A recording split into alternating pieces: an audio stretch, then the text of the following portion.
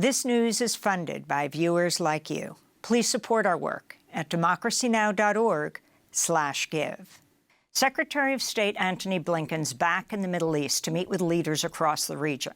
During a stop in Qatar, Blinken warned the war in Gaza could, quote, easily metastasize into a regional war.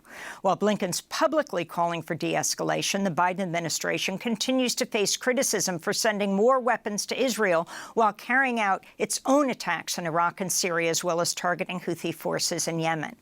This comes as Israel's bombardment of Gaza has entered its fourth month as the UN top humanitarian official warns the relentless assault has left Gaza uninhabitable.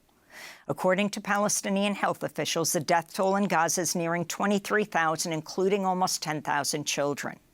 Israel's attacks continue to take a devastating toll on Palestinian journalists. By one count, at least 100 Palestinian journalists have been killed so far since October 7th.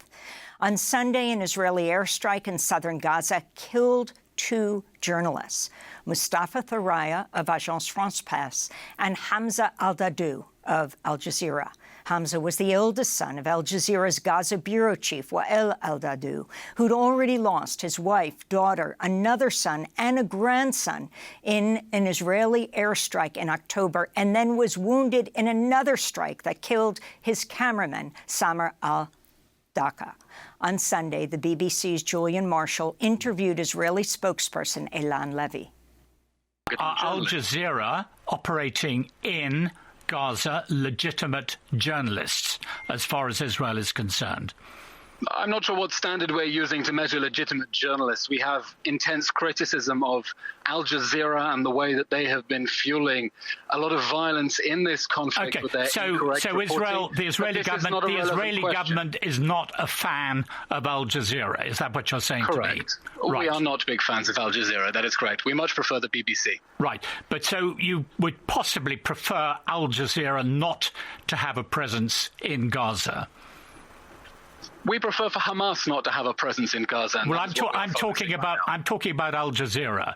You would prefer Al Jazeera not to have a presence in Gaza? We would prefer that all media reporting about this conflict be accurate, not spread lies and disinformation in the way that Al Jazeera has been doing. For more, we're joined in Washington, D.C. by Trita Parsi, Executive Vice President of the Quincy Institute for Responsible Statecraft. His piece for The Nation is headlined, "Will Israel Drag the U.S. into Another Ruinous War?" Trita, welcome back to Democracy Now! So we're talking to you on the Blinken trip through the Middle East, something like the 5th time he'll be going back to Israel and the West Bank. And when he was in Qatar this weekend and held a news conference, the day he arrived in Qatar, Al Jazeera's reporter Hamza al-Dadou, the son of the Gaza bureau chief of Al Jazeera, Wael al-Dadou, was killed in an airstrike on a car that also killed an AFP reporter. Can you talk about the significance of this? Well, this is the conflict in which we have seen more journalists being killed than in any other recent conflict. And it increasingly appears as if those are not accidents, but actually targeted, particularly in the case of this journalist, as you mentioned in your program. His family has been targeted, he has been targeted, and now his son has been killed as well. It increasingly looks as if Israel is desiring to make sure that Al Jazeera no longer can operate in Gaza. And it is largely thanks to Al Jazeera that we know so much about what has been happening in Gaza, because they had a presence there from before the war began. So they were already there once the war started. This is a tremendous danger because with what the South Africans are accusing Israel of, when it comes to genocide, not having eyes and ears on the ground there completely changes the pictures in terms of what the Israelis can and cannot do. And talk about what this means in terms of an escalation, not a de-escalation, although Tony Blinken keeps talking about de-escalation, of a wider war in the Middle East. Why he's in the Middle East, having gone from Turkey and Greece to Qatar. He's going to Saudi Arabia today, to Israel and to the West Bank and beyond. I think the Biden administration clearly do not want an escalation. They do not want to see a widening of the war. But the approach that they have pursued is one in which they're trying to maximize Israel's ability to continue to bomb Gaza while putting pressure on other actors in the region for them not to escalate, while the administration itself admits that there is no desire in Hezbollah, in Iran, for a wider war. So it's not as if they want that war when it comes to Hezbollah, yet the pressure is supposed to be on them while not putting pressure on the Israelis. This is not going to work in the long run. We've already seen that day by day we're getting closer and closer towards a military confrontation that is much larger than just Gaza. Unless the Biden administration is willing to also put material support on Israel, we will most likely move further into that escalation. And this is what is so perplexing about the Biden administration's position. The fastest and easiest way to actually get a de-escalation is most likely a ceasefire in Gaza. The groups such as Iraqi militias, the Houthis, have made it clear that if there is a ceasefire, they will cease their attacks. Now, we have evidence of that as well, because when there was a ceasefire in the end of November of last year, for 6 days, there were no attacks whatsoever from the Iraqi militias. They completely stopped their attacks. There were 6 attacks the day before the ceasefire. But once there was a ceasefire, they're completely stopped.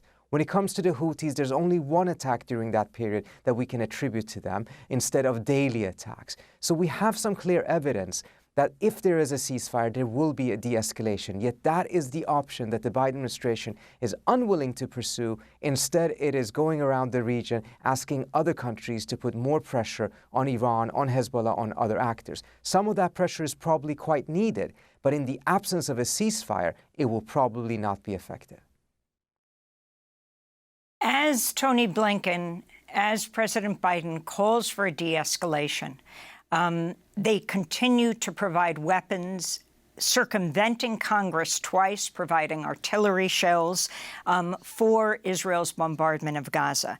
You quote in your Nation piece retired Israeli Major General Yitzhak Brik, who conceded in November, all of our missiles, the ammunition, the precision-guided bombs, all the airplanes and bombs, it's all from the U.S. Can you talk further about this contradiction between what the U.S. is saying and actually how much power it has? Give us a history lesson in the past, going back to President Reagan and Lebanon, when the U.S. says stop.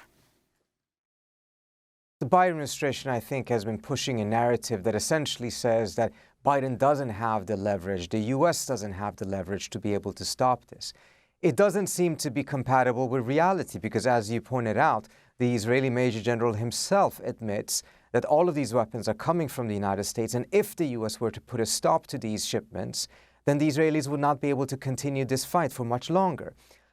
So a question is not whether the U.S. has leverage. It clearly does. The question is whether Biden is willing to use it. And so far, he has not been willing to use it because he's actually buying into supporting the Israeli objective of completely defeating Hamas. He seems to want to see Israel do to Hamas what the U.S. couldn't do to the Taliban. But we have historical examples. In 1982, when Israel went into Lebanon and the Reagan administration started to become increasingly concerned about this and viewed it as being detrimental to U.S. interests, eventually Ronald Reagan, both publicly and in a private conversation with Menachem Begin, essentially told him, you have to stop, otherwise I'm going to freeze the shipments of F-16 airplanes to Israel. Within 20 minutes, Menachem Begin called back and ordered a retreat of the Israelis out of Lebanon.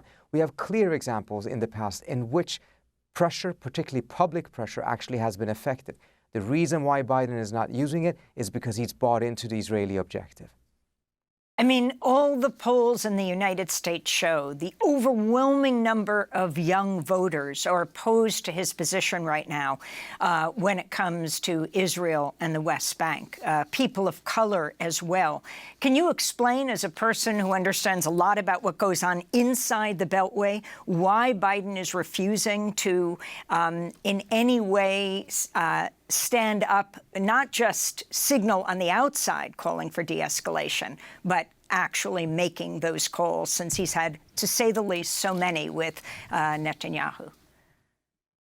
I think the Biden administration made a huge miscalculation from the outset. They did not think that there would be this type of a backlash amongst the American public, including his own supporters, against the Israeli campaign.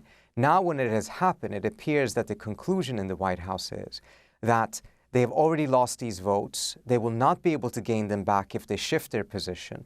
But if they shift their position, they will likely lose some of the voters that are in support of Israel's campaign.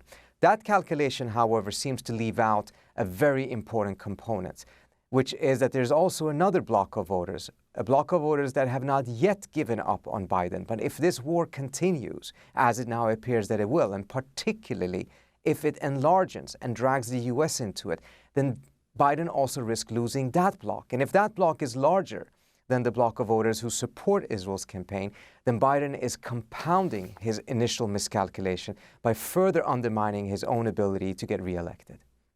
The Iraqi government is blasting the United States after a U.S. drone strike in Baghdad killed a top commander in an Iran-backed militia in Iraq. On Friday, the Iraqi government announced plans to expel U.S.-led forces from Iraq. Can you talk about the significance of this, Trita?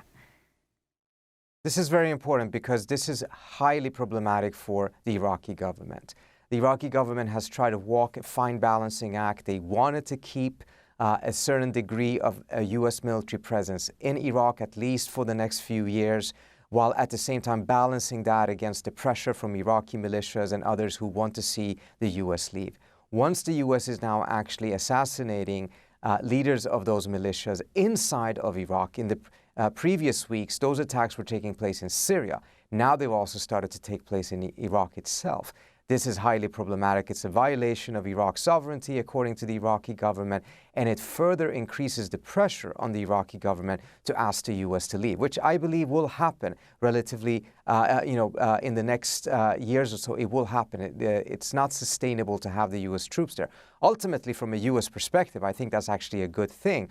Those troops in Iraq are essentially sitting ducks, and they're targets of these Iraqi militias. You take those troops out, and the Iraqi militias don't have targets to shoot at, and as a result, the tripwire for the U.S. to get dragged into a war, at least that one, will be removed.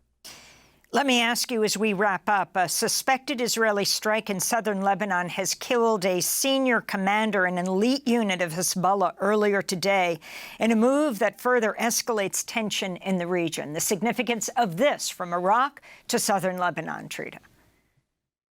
So you have three major fronts in which the risk of escalation is significant. Of course, you have the Red Sea with the Houthis attacking ships. You have the Iraqi militias and Syrian militias targeting U.S. troops. And then you have the desire of the Israelis to expand the war into Lebanon and try to take out Hezbollah as well.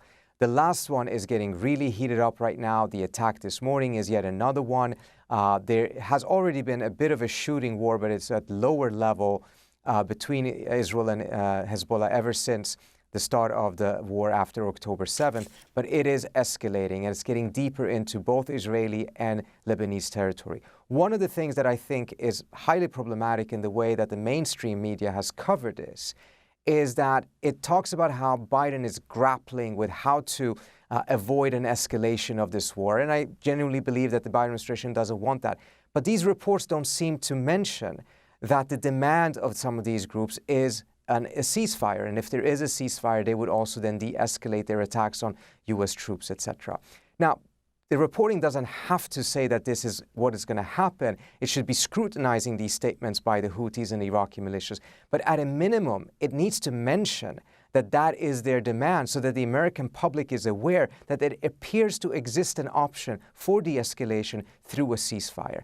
The fact that it is not mentioned in most mainstream media is highly problematic because it leaves the public with the wrong impression that the only way Biden can de-escalate is by further escalating the situation, by increasing the deterrence and attacking whether it's the Houthis or the Iraqi militias. The option of actually going for a ceasefire to de-escalate doesn't seem to be mentioned in the mainstream media, and that's a major mistake, I think.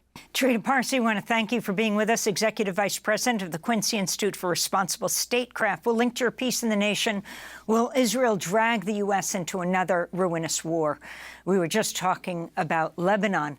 The Reuters reporter, Isam Abdullah, was also killed there. Reuters did an investigation saying it was an Israeli artillery strike that killed him. More than 100 Palestinian journalists have died since October 7th. Democracy Now! Is funded by viewers like you. Please give today at democracynow.org/give.